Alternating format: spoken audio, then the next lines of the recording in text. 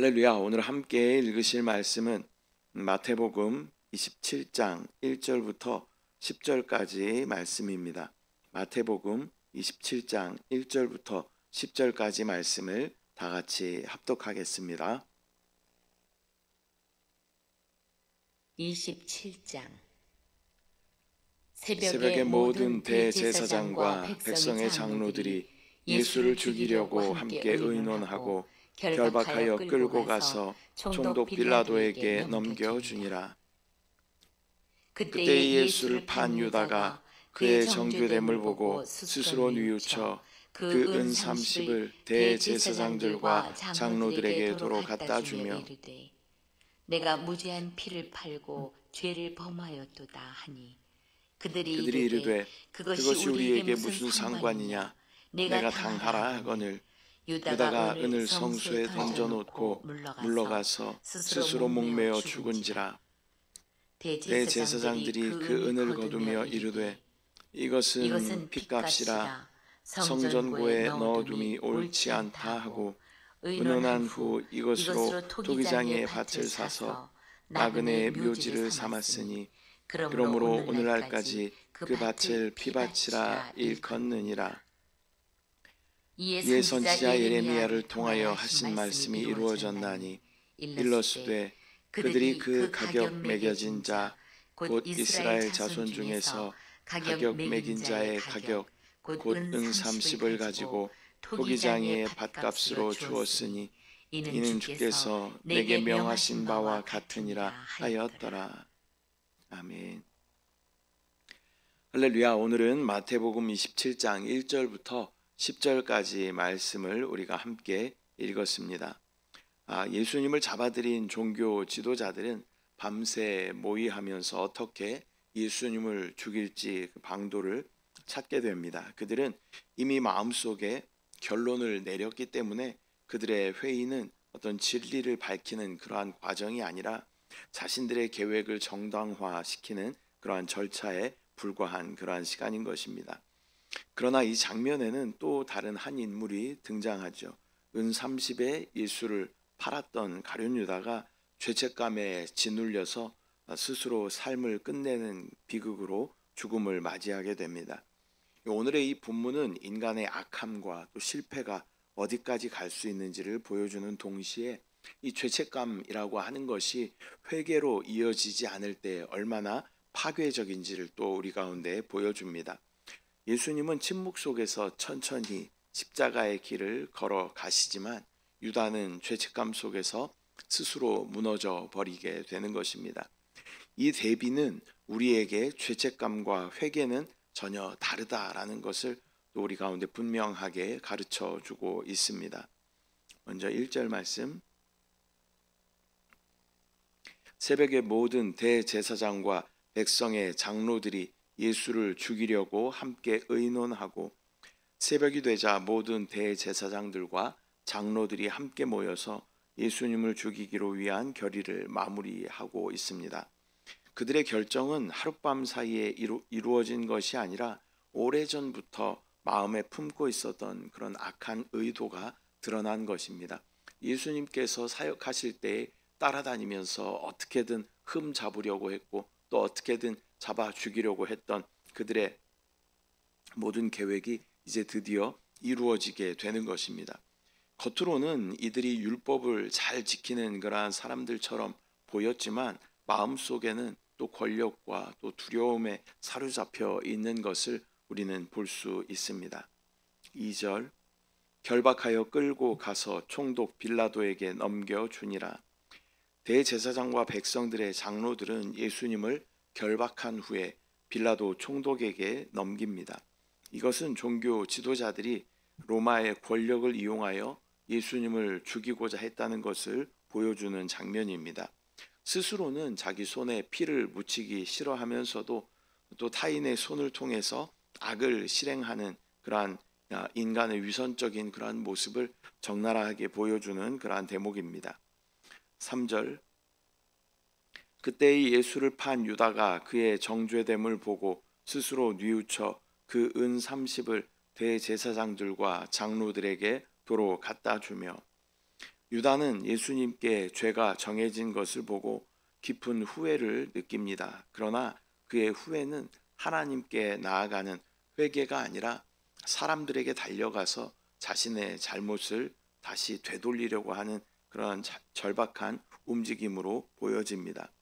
죄책감은 마음을 흔들어 놓을 수는 있습니다. 그러나 하나님께 나아가지 않는다면 절대로 회개와 생명을 얻지 못하게 되는 것입니다.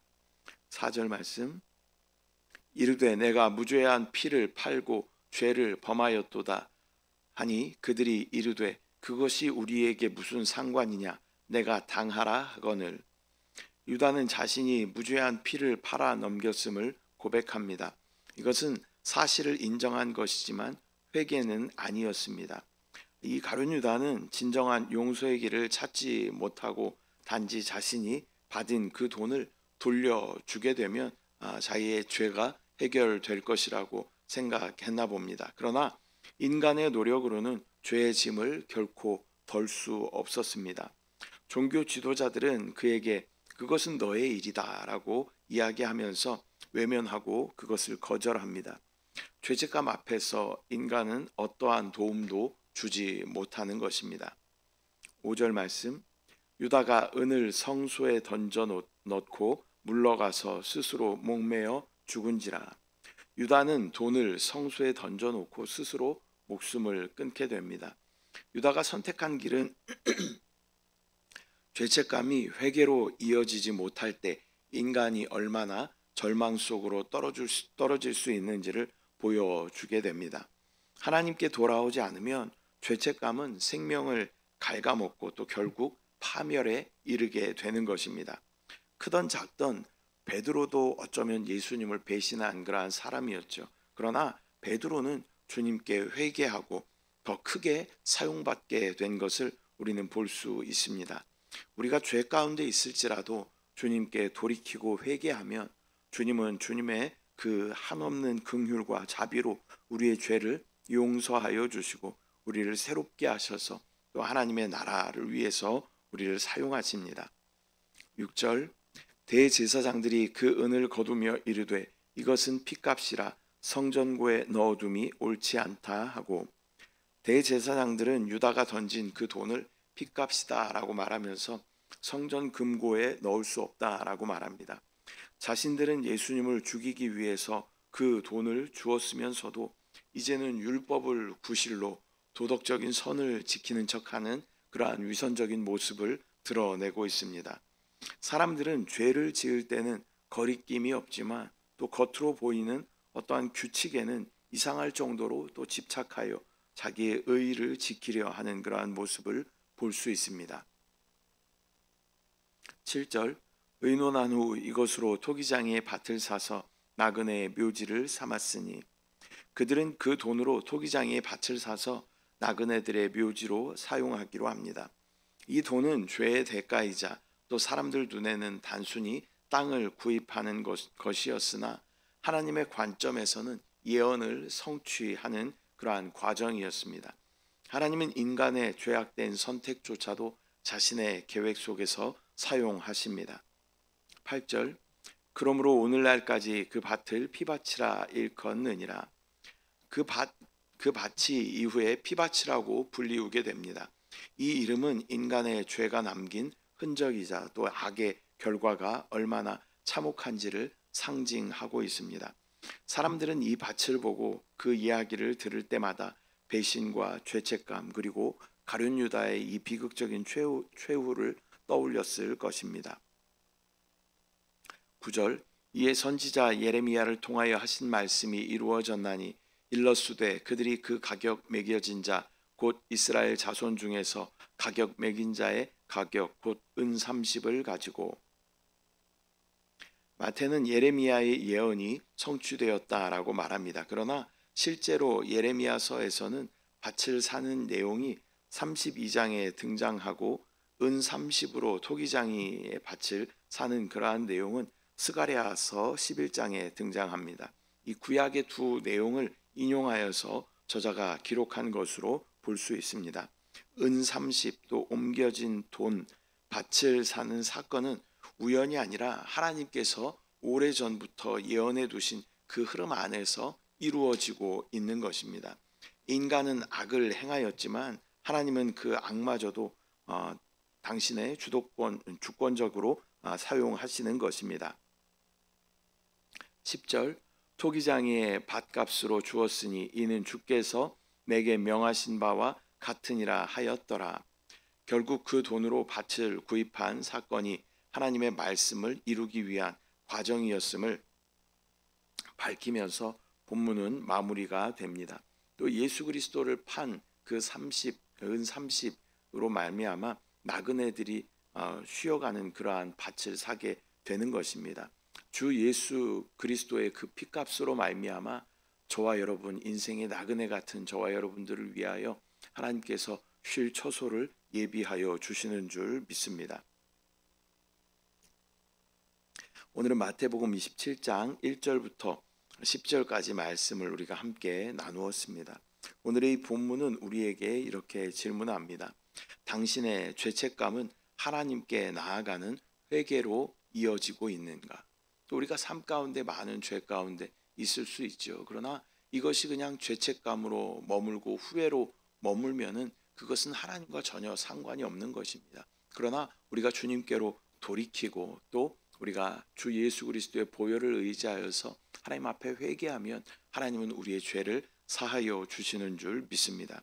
그 죄책감이라고 하는 것은 우리를 짓눌러 죽일 수도 있고 또 하나님께로 돌이키는 길로 인도할 수도 있다라는 것을 우리는 기억해야 합니다. 유다는 후회했습니다. 그러나 회개하지 않았습니다. 결국 절망으로 갈 수밖에 없었습니다. 그러나 베드로는 회개하고 하나님께로 돌이켰습니다. 하나님께로 향하는 회개는 언제나 생명을 주고 새로운 길을 열어주시는 줄 믿습니다. 기도하겠습니다. 사랑의 주님, 은혜와 사랑을 감사드립니다. 오늘 마태복음 27장 말씀을 통하여서 가룟 유다의 또 후회와 또 죄책감 가운데 스스로 목숨을 끊는 것을 또 보게 됩니다. 우리도 때로는 주님을 또 배신하고 또 우리의 제갈 길로 가며 또 죄 가운데 있을 수 있겠지만 그러나 후회하고 죄책감 가운데 있는 것이 아니라 주 예수 그리스도께 돌이키며 주의 보혈로 주님 앞에 회개하며 나아갈 때 주님은 우리의 죄를 사하여 주시고 또 우리를 정결하게 하셔서 하나님의 또 뜻에 따라 우리를 사용하실 것임을 믿음으로 바라볼 수 있도록 주여 인도하여 주시옵소서. 우리 가운데 죄책감을 가져다 주는 것은 절대 사단의 역사임을 우리가 깨달아 알게 하여 주시고 우리는 예수 그리스도께로 돌이켜 주님께 나아갈 수 있도록 주여 인도하여 주시옵소서. 그렇게 역사하실 주님을 바라봅니다. 함께 하신 주님을 찬양합니다. 주님을 사랑합니다. 감사드리고 예수님의 이름으로 기도드립니다. 아멘. 하늘에 계신 우리 아버지여, 이름이 거룩히 여김을 받으시오며 나라가 임하시오며 뜻이 하늘에서 이루어진 것 같이 땅에서도 이루어지이다. 오늘 우리에게 일용할 양식을 주시옵고 우리가 우리에게 죄 지은 자를 사하여 준 것 같이 우리 죄를 사하여 주시옵고 우리를 시험에 들게 하지 마시옵고 다만 악에서 구하시옵소서. 나라와 권세와 영광이 아버지께 영원히 쌓옵나이다. 아멘.